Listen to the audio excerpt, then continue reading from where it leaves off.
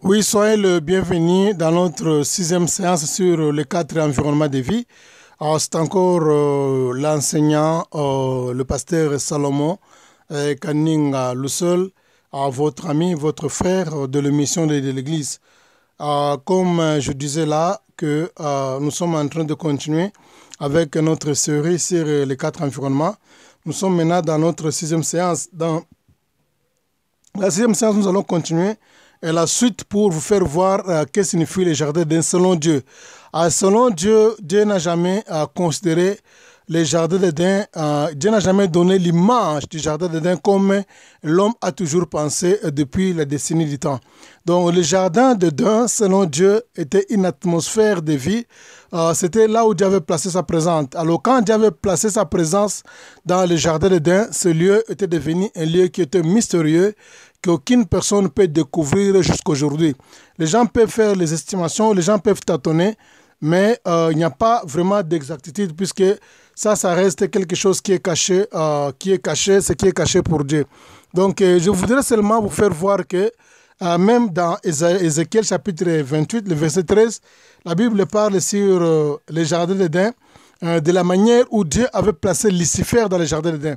Quand Lucifer avait péché, quand il a amené à Cham, ou bien le péché, la culpabilité de la rébellion contre Dieu, la Bible dit clairement que le Seigneur a prophétisé ça par les canaux.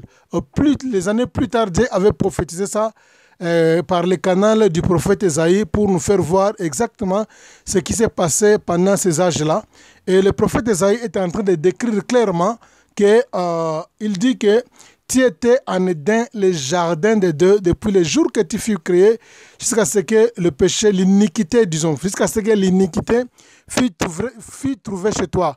Tu étais couvert de toutes sortes de pierres précieuses. Voilà. Vraiment, on n'a pas le temps de tout lire. Mais seulement, on peut comprendre aussi que quand Dieu parle sur le jardin d'Éden, Dieu voulait seulement juste nous expliquer que non, Lucifer était dans sa présence. Lucifer était dans son atmosphère. Lucifer était dans sa ceinture interne. Donc Lucifer demeurait dans la ceinture interne de Dieu. Il demeurait dans la présence de Dieu.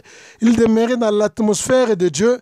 C'est pourquoi Dieu appelait cette atmosphère-là, là où Satan vivait, là où Lucifer plutôt vivait avec lui, Dieu l'appelait quoi? Dieu l'appelait Éden. Il dit que tu étais en Éden, le jardin d'Éden. L'homme n'était pas la première personne à vivre dans le jardin d'Éden. C'est quelque chose qui avait existé déjà dans la pensée de Dieu. Et Lucifer, avec les anges qui sont considérés comme ça, les archanges, ces gens-là, ils étaient la ceinture du Seigneur. Ils vivaient dans la présence de Dieu et ils vivaient dans l'atmosphère divine. Et c'est pourquoi Dieu l'avait considéré comme étant le jardin. Dieu l'appelait ça le jardin d'Éden. Donc selon Dieu, tous ceux qui vivent dans son entourage, tous ceux qui vivent dans sa ceinture interne, tous ceux qui vivent dans sa présence, dans son atmosphère, là où il a placé la vie en lui-même, donc ces gens-là sont en train de vivre dans une atmosphère de Dieu. Alors cette atmosphère-là, il faut être intègre, comme Dieu a dit à Abraham, sois intègre. Si l'intégrité, nous avons expliqué que c'est la sainteté. L'intégrité, c'est la sainteté qui signifie quoi? C'est-à-dire quoi? Vous devez poser les actes de la manière dont vous pensez. Vos pensées et vos actes doivent correspondre. C'est ça qu'on appelle l'intégrité. C'est-à-dire quoi? Ta parole, tes actes et tes pensées doivent marcher de même, doivent avoir une correspondance. Il ne faut pas avoir de contradiction. Selon ta pensée, il n'y a pas de contradiction dans tes actes, dans ta parole. Avec ce que tu fais, doit avoir la même correspondance. C'est ce qu'on appelle l'intégrité. Alors ici, comme Lucifer avait péché, il avait commis l'iniquité. L'iniquité, nous l'avons dit clairement, l'iniquité signifie le péché invisible. Satan a été chassé pas seulement à cause du péché, mais Satan a été chassé à cause de l'iniquité. Il y a la différence, comme j'avais dit dans les séances précédentes, il y a la différence entre le péché et l'iniquité. L'iniquité, c'est un péché qui est invisible. C'est quelque chose qui est conçu au niveau de l'intérieur. Donc la conception du péché, on appelle ça l'iniquité. Donc quand quelqu'un est en train de concevoir le péché, comme étant parlons en termes de la convoitise. Donc la convoitise, c'est une iniquité, mais ce n'est pas un péché. Mais tous est condamnable de la même manière. Donc avant que quelqu'un puisse coucher avec une femme, il commence d'abord par l'iniquité. Alors, quand il est dans la convoitise, on appelle ça iniquité. Maintenant, quand il commet l'acte, on appelle ça maintenant l'adultère. Donc, c'est de la même manière. Le diable a été chassé dans le jardin d'Éden à cause, pas du péché, mais à cause de l'iniquité. Il avait l'iniquité, la pensée de mener une rébellion contre Dieu. Alors, Dieu a vu cette tâche-là dans son cœur. Dieu a lu la pensée de Lucifer dans son cœur. Et cette pensée-là, cette intention de faire le mal, c'était, on appelait ça l'iniquité. Donc, le péché sous forme invisible. Donc, c'est un peu ça. Alors, quand Dieu a vu le péché sous forme invisible, l'iniquité à Satan, Dieu l'avait complètement détaché dans sa présence. Donc, pour demeurer dans la présence de Dieu, ça demande une sanctification, ça demande l'intégrité, on appelle ça la sainteté. Donc, si par exemple, une personne puisse échouer dans l'intégrité, qu'il puisse échouer dans la sainteté, dans l'obéissance, la première conséquence, c'est quoi? C'est le détachement. Dieu le détache aussi vite que possible dans sa présence jusqu'à ce qu'il va s'humilier, il va se réconcilier avec Dieu. Mais ce n'est pas le cas avec les anges, puisque les anges sont les usages uniques. Ils n'ont pas de repentance. C'est différent avec nous les hommes. Voilà. C'était tout simplement une parenthèse pour vous faire voir que le diable, disons Lucifer plutôt, il a vécu dans les jardins d'Éden avant Adam et Ève.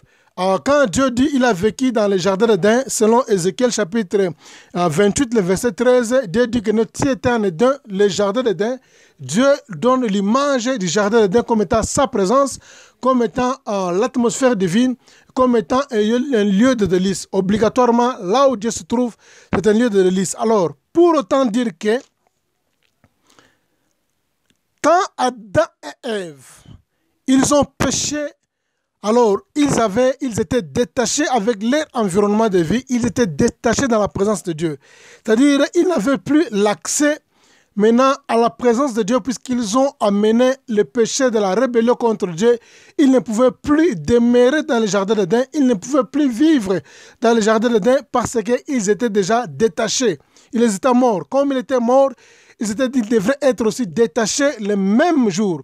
Et la Bible dit que Dieu avait ordonné à un ange, Dieu les avait chassés plutôt dans le jardin d'Éden, et Dieu avait placé un ange pour s'assurer qu'ils ne peuvent pas sur le chemin, pour s'assurer qu'ils ne peuvent plus rentrer à l'intérieur de peur qu'ils touchent à l'arbre de vie, afin qu'ils puissent vivre, qu'ils mangent, qu'ils puissent vivre éternellement dans le péché. Alors, nous allons comprendre facilement que le jardin d'Éden, c'était la présence de Dieu. La présence de Dieu, c'est ça l'environnement de vie pour Adam et Ève. Et c'est aussi l'environnement de vie pour tout être vivant. Donc, toute personne qui est un être vivant, son environnement de vie, c'est l'Éden qui est l'image de Dieu. Quand il se détache de son environnement complètement, l'homme doit subir une conséquence mortelle. Alors, le Seigneur Jésus-Christ l'a expliqué dans le Nouveau Testament, mais d'une autre manière. Mais si vous allez dans la profondeur, vous allez comprendre, il est en train de parler sur le même langage sur l'Éden. Quand il dit dans Jean chapitre 15, le verset 1er, je reprends ça, Jean chapitre 15, le verset 1er, le Seigneur dit ceci, il dit que moi, je suis le vrai cep, mon Père est le vigneron. Tout serment qui demeure en moi, qui ne porte pas le fruit, mon Père les retranche. Mais tout serment qui porte le fruit, mon Père les monte afin qu'il puisse porter plusieurs fruits encore, ou encore qu'il puisse porter beaucoup de fruits. Le Seigneur est en train de se présenter aussi comme étant le jardin d'Éden, mais sous forme d'un arbre. Il dit que moi, je suis le vrai cep. Donc, le vrai cep, il dit que je suis le vrai cep. Maintenant, toute branche, tout serment qui demeure attaché à moi, doit porter le fruit. Donc, si vous demeurez en moi, que vous ne produisez pas le fruit, il dit, mon Père te retranche. C'est-à-dire quoi? Quand vous êtes retranché maintenant du cep, quand vous êtes retranché de l'arbre, qu'est-ce que vous allez subir? Vous allez subir la conséquence de la sécheresse. Les feuilles, les branches vont sécher, les ceps vont sécher, les branches et les feuilles vont sécher. Maintenant, qu'est-ce qui va arriver? Ça va provoquer la mort. Donc, il est en train de faire voir aux gens que lui, il est l'environnement de vie. Il présente ça sous forme d'un arbre avec les branches. Donc, les branches ne peuvent vivre quand il est attaché au septe, bien au tronc d'un arbre. Si par exemple, une branche est détachée au tronc d'un arbre, cette branche-là ne peut plus avoir encore une vie.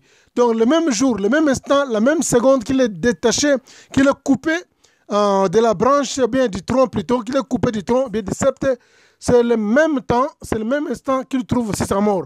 C'est pourquoi le Seigneur Jésus-Christ est en train de présenter l'environnement de vie.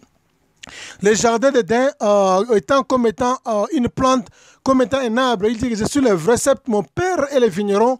Tout serment qui demeure à moi et qui ne porte pas les fruits, mon Père va les retrancher. Pourquoi il dit que mon Père va les retrancher? Il va retrancher, Dieu va les séparer avec son environnement de vie pour que ça puisse quoi? Ça puisse sécher, ça puisse mourir. Donc, pour avoir la vie, il faut être attaché à Jésus, lui qui est notre Éden, lui qui est l'image de notre jardin d'Éden, qui est l'atmosphère divine et la présence de Dieu. La première question que Dieu avait posée dans la Bible en s'adressant à Adam et Ève, Adam avait mal compris cette question-là. Donc, si vous allez lire dans la Bible, la première fois que Dieu a posé la question dans la Bible, c'est la question qu'il avait posée à Adam quand Adam avait péché. Dieu lui a posé la question, il a dit, Adam, où es-tu? Dieu n'a jamais dit que Adam, où êtes-vous? Dieu a dit, Adam, où es-tu? Pourquoi Dieu ne s'est pas adressé au couple? Pourquoi Dieu ne s'est pas adressé à la femme? Dieu s'est adressé à Adam. Là, nous allons rentrer sur notre thème qu'on a parlé sur, comment dirais-je, la responsabilité. Rappelez-vous, nous avons parlé sur un thème qui était important sur la responsabilité de comme dans notre séance de mourir vite. Dans mourir vite, nous avons parlé sur 4 choses. On a parlé sur l'oppression, on a parlé sur la délivrance, on a parlé sur la liberté, on a parlé aussi sur la responsabilité. On a dit Dieu donne la responsabilité à une personne qui est libre. Si vous n'êtes pas libre, Dieu ne te donnera jamais la responsabilité. Alors Adam était autant comme un responsable. C'est-à-dire c'est auprès de lui que Dieu devrait prendre un compte à rendre. Les deux ont péché, mais Dieu doit prendre le compte à rendre à la personne qui était considérée comme étant responsable. La personne qui était libre, que Dieu avait établie comme étant responsable, c'est la personne à qui Dieu devrait demander, Dieu devait prendre un compte à rendre. Nous avons encore un autre cours ici, dans notre 64 cours. Il y a un cours aussi, nous allons parler sur le compte à rendre, on appelle ça accountability. Accountability, là où nous allons parler en détail sur accountability of leadership, c'est-à-dire rendre compte d'un leader.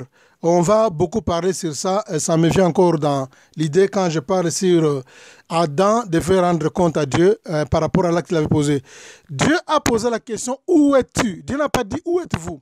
Il avait mal compris. Alors écoutez maintenant la réponse d'Adam. Adam, quand Dieu dit, où es-tu? Il a dit que non, je me suis caché. Dieu a dit que non, je me suis caché parce que je suis nu. Dieu a dit que non, qui t'a dit que tu es nu? Il a dit que non, et la femme que tu m'as donnée, il a fait quoi? Il m'a fait manger le fruit. Donc en principe, Dieu est omniprésent. Donc cette question ici, c'est une question, si tu n'es pas sage, tu ne peux pas comprendre comme Adam. Adam n'avait jamais compris cette question. C'était la première fois que Dieu lui pose la question. Il n'avait jamais compris le sens de la question. Dieu ne lui a jamais posé la question pour savoir là où il s'est localisé. La question ici n'a rien à voir avec la localisation. La question ici n'a rien à voir avec le lieu où il se trouvait. Mais c'est une question de positionnement. Dieu voulait lui poser la question. Dieu est omniprésent. Il connaît toutes choses. Il voit toutes choses. Il n'y a rien qui est caché devant Dieu. Même on dit une aiguille qui est dans le fond de la mer, dans les ténèbres, Dieu peut voir ça facilement. Même aussi, même une goutte, comment dirais-je, même quelque chose qui pèse comme le grain de sable, même ça peut se trouver dans la profondeur de l'océan, dans l'obscurité, Dieu peut voir ça. Donc Dieu est omniprésent, il connaît toutes choses, il voit toutes choses. Dieu ne pouvait pas poser cette question-là. En principe, il faut analyser ça d'une manière charnelle. La question que Dieu avait posée à Adam, Adam n'avait jamais compris cette question jusqu'à aujourd'hui. Dieu lui a posé la question, où es-tu? Ce n'était pas une question pour le localiser, ce n'était pas une question pour demander son lieu ou bien là où il se trouvait, mais en principe, la question était liée au positionnement. Dieu voulait les faire voir que non, maintenant, quelle est ta position par rapport à ton environnement? Donc Dieu voulait lui poser la question, quelle est ta position par rapport à ton environnement? Dieu voulait seulement lui faire voir que non, il n'est plus dans son environnement de vie, là où Dieu l'avait placé. Bien qu'il était dans le jardin d'Éden physique, mais dans le jardin d'Éden spirituel, qui était l'atmosphère divine, qui était la présence de Dieu, en le plaçant dans le jardin d'Éden, Dieu avait compris que non, il était, délocalisé de la présence de Dieu. C'est pourquoi Dieu lui a posé la question, où es-tu? Dieu voulait seulement lui faire voir que non, ta position par rapport à ton environnement, tu es déconnecté, tu es détaché, tu es en dehors de ma présence, tu es en dehors de ma présence, tu es détaché de ma présence. Donc tu n'es plus dans la présence de Dieu. Alors lui, il avait mal compris la question, il a dit que non, je me suis caché parce que je suis nu. Mais la question n'était pas relatée par rapport au lieu où il se trouvait, mais c'était par rapport au positionnement. Quelle est ta position dans la présence de Dieu? Quelle est ta position dans ta relation avec Dieu? Quelle est ta position dans l'atmosphère divine? Quelle est ta position? Est-ce que tu es dans la présence de Dieu ou es-tu en dehors de la présence de Dieu? C'était ça la question que Dieu avait posée à Adam. Et jusqu'à aujourd'hui, pas seulement Adam, jusqu'à aujourd'hui, plusieurs personnes, ils ont échoué. Plusieurs personnes ont échoué à comprendre cette question-là. C'est-à-dire quoi? Dieu avait compris qu'Adam était mort puisqu'il il avait activé la mort. Et quand il a activé la mort, il était détaché dans sa présence qui était l'atmosphère de vie. Et quand Dieu avait remarqué ça, Dieu lui a posé la question sur le positionnement. Où est ta position par rapport à ton environnement de vie qui est moi-même? Il avait mal compris la question, il a donné une mauvaise réponse. Voilà, on arrête ici avec notre séance 6. Nous allons continuer la suite avec la séance 7. Merci. 7. Merci. 7. Merci.